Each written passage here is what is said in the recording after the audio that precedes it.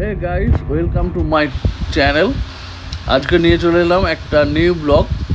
দেখতে পাচ্ছ আমরা এখন আছি একটা রেস্টুরেন্টে। আর এই রেস্টুরেন্টে প্রায় আমরা দুজনে খেতে যাই, ডিনার বলো লাঞ্চ বলো। আর এখানে খাবারটাও খুব সুন্দর, আর স্পেশালি মাটন বিরিয়ানি। আর এই দেখো আমরা সায়েন্স সিটির সাইড দিয়ে আমরা যাচ্ছি এখন আমাদের গাড়িতে করে। আর গাড়িটা দেখাতে পারলাম না কারণ আমাদের একটু তাড়াহুড়ো ছিল, কারণ আমাদের টাইমে ওখানে পৌঁছতে হবে, নাহলে গাড়ি পাবো না। আর গাড়ি পেলেও টিকিটের কস্ট অনেক পড়ে যাবে, আর গাড়ি নিয়ে যাওয়া মানেও তো অনেক খরচ। আর ওই জন্য আমরা এখন দেখতে দেখতে যাচ্ছি জানলা দিয়ে। আর দেখো অবশেষে আমরা পৌঁছালাম প্ল্যানেটে।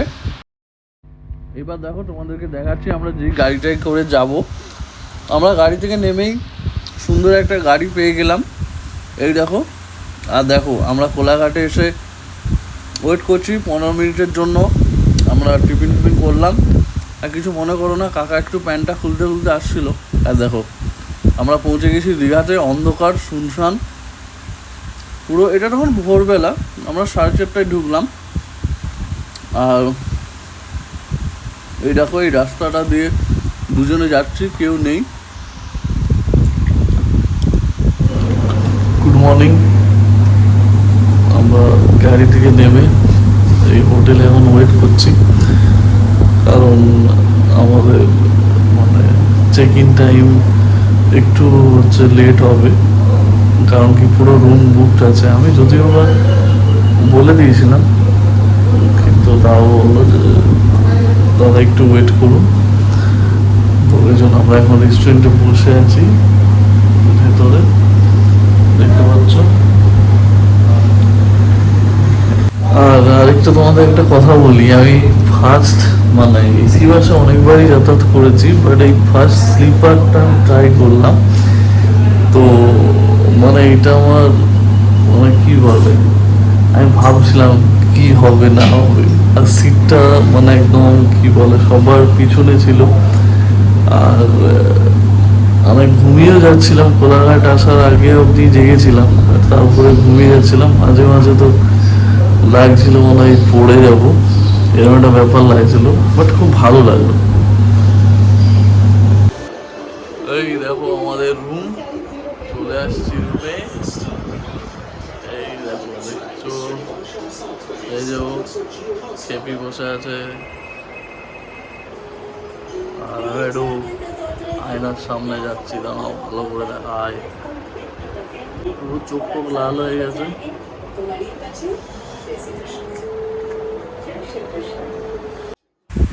এইবার চলো দেখাচ্ছি এই রুমের একটা ব্যালকনি, খুব সুন্দর একদম। মানে এত সুন্দর রুমটা ছিল না, আর কষ্টটাও অতটা ছিল না। এই দেখো কত সুন্দর না, দেখছো? এই দেখো ভিউটা দেখো, জাস্ট ফাটাফাটি। আর সবে সূর্যি মামা উঁকি মারছে, পুরো মুখে পড়েছিল। আমি একটু এদিক ওদিক করে দেখাচ্ছি তোমাদেরকে, নিজেকেও তো একটু দেখাতে হবে না। এই দেখো সবাই সমুদ্র থেকে ফিরছে। আর এইটা একটা বার, ঠিক আছে, মানে নিচেটা বার আর উপরটা হোটেল। এই দেখো, আর আমার বুড়ি ক্যামেরাম্যানকে দেখো, এই দেখো, ও বাবা দেখছো, আমি জানো টিয়া পাখি সেজেছে। এই দেখো, দিন আমরা হালকা হোটেলে খাওয়া দাওয়া করে একটু ব্রেকফাস্ট করে বেরিয়ে গেলাম। কারণ ব্রেকফাস্টটা খেয়ে ফেলেছিলাম, ওই জন্য আর ভিডিও করলাম না। এই দেখো জাহাজ বাড়ি ওই দিকটা। আর আমরা দুজনে টোটো করলাম না, ভাবি একটু হাঁটতেই যাওয়া যাক, সকালের টাইম। আর এই দেখো আমরা এখন একটু বিচের দিকে যাচ্ছি। আর তার আগে জাহাজ বাড়িটা একটু দেখিয়ে দিলাম। একবার থাকার ইচ্ছা আছে খুব, জাহাজ বাড়িটা দেখবো কেমন। আর এই যে আমরা সামনাসামনি চলে আসছি প্রায়। আর সত্যি মানে খুব গরম ছিল, আর প্রচণ্ড রোদের তাপও ছিল। তবে একটা জিনিস খুব ভালো লাগলো, এইবারে অতটা মানে কি বলে ভিড়টা ছিল না। হয়তো শ্রাবণ মাসের জন্য অনেকেই মানে আসতে চাইছে না এখন, কারণ দীঘাতে আসা মানে তো থাকা খাওয়া, আর যদি আর খাওয়া মানে চিকেন মাটন এগুলো তো এখন অনেকে খাবে না। আগে যখন বিচটা বাচ্চাগুলো খেলছিল, আর আমি অতটা মানে জলে নামবো কিন্তু স্নান করাটা অতটা পছন্দ করি না, কারণ মানে খুব একটা আমার ভালো লাগে না, সেই আবার বাথরুমে এসে স্নান ফান করতে হবে। আর আমাদের প্ল্যানিং ছিল যদি সুইমিং পুলে নামি আমরা, ওখানে আবার মানে ভিজেতে আমরা গিয়ে আবার সুইমিং পুলে নামতে পারবো না, এটা একটা খুব প্রবলেম ছিল। তারপরে আর সুইমিং পুলে নামা হয়নি, কারণ কি মানে আমরা তো পুরোটাই এসিতে ছিলাম, এসিতে গেছিলাম, গিয়ে স্নান করেছিলাম, যদি ঠান্ডা লেগে যেত তো পুরোটাই মাটি হয়ে যেত আমাদের ঘোরাটা। আর তোমাদেরকে এবার লাঞ্চটা দেখাচ্ছি। আমরা হোটেলে ফিরে এসে লাঞ্চ, প্লেন রাইস, মাটন কষা আর পমফ্লেট সর্ষে বাটা দিয়ে, মানে খুব খাবারটা দারুণ ছিল।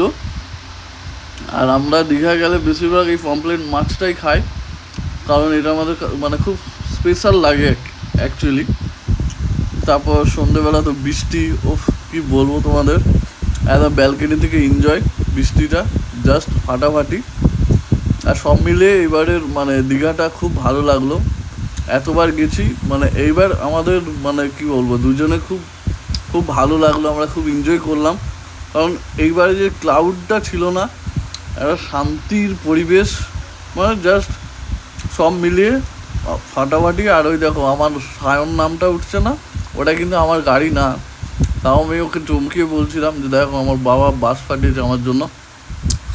তো চ্যানেলটা সাবস্ক্রাইব করে দিও, ঠিক আছে? আরও ভিডিও আসছে, জগন্নাথ মন্দিরের ভিডিওটাও আসছে, তোমরা দেখতে থাকো। জগন্নাথ ভিডিওটা তাড়াতাড়ি আপলোড করছি আমি। চলো টাটা, দেখা হচ্ছে নেক্সট ভিডিওতে, ভালো থেকো।